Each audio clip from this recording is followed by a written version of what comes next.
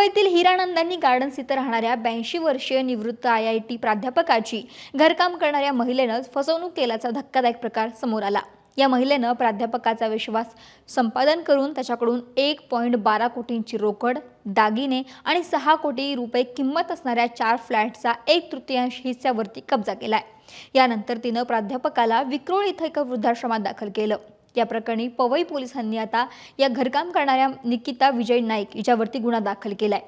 झालं असं की प्राध्यापक ए मोहन हे 2009 पासून हिरानंदानी गार्डन्स इथे एकटे राहायचे। त्यांची पत्नी आणि पुण्यातील सर्जन असलेला मुलगा पिंपरी चिंचवड येथे स्थायिक झाले होते। मनमोहन यांना 4 फ्लॅट्समधून भाड्याचं उत्पन्न मिळत होतं, याचा उपयोग ते त्यांच्या दैनंदिन खर्चासाठी करायचे।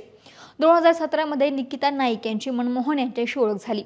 त्या बागेत फिरायला जाणाऱ्या मनमोहन यांच्याशी मैत्री करून त्यांचा विश्वास संपादन केला आणि त्यांच्या घरी घरकाम करणाऱ्या मोलकरी म्हणून काम करायला सुरुवात केली। हळूहळू नाईक यांनी मनमोहन यांच्या दैनंदिन कामांचा ताबा घेतला।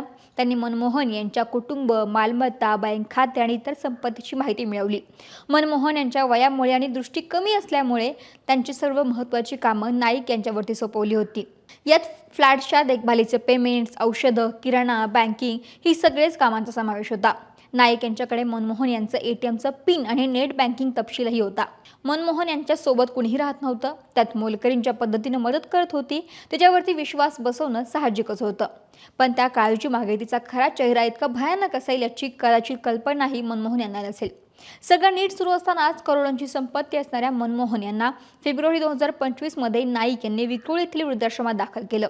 त्यांनी मनमोहन यांना काही कायदेशीर प्रक्रियेच्या नावाखाली नोंदणी कार्यालयात घेऊन गेले आणि फसव्या पद्धतीने त्यांच्या 4 फ्लॅट्सच्या 1/3 हिस्साचं हस्तांतरण स्वतःच्या नावावर करून घेतलं। या फ्लॅट्सची एकूण किंमत 6 कोटी रुपये इतकी आहे। याशिवाय त्यांनी मनमोहन यांच्या बँक खात्यातून पैसे आणि लॉकरमधील दागिनेही काढून घेतले। एकूण 1.12 कोटींची संपत्ती तिने लुटली आहे। या फसवणुकीचा खुलासा तेव्हा झाला जेव्हा मनमोहन यांचा हाऊसिंग सोसायटीला नाईक यांनी फ्लॅटचा शेअर सर्टिफिकेट स्वतःच्या नावावर हस्तांतर करण्याची विनंती केली। सोसायटीच्या समितीला संशय आल्याने त्यांनी मनमोहन यांचा पुण्यातील मुलगा यांना याबाबत माहिती दिली। मुलगा मुंबईत आला आणि त्याने त्याला वडील वृद्धाश्रमात असल्याचं समजलं। त्यानंतर त्यांनी पवई पोलीस स्टेशन गाठलं आणि तक्रार दाखल केली।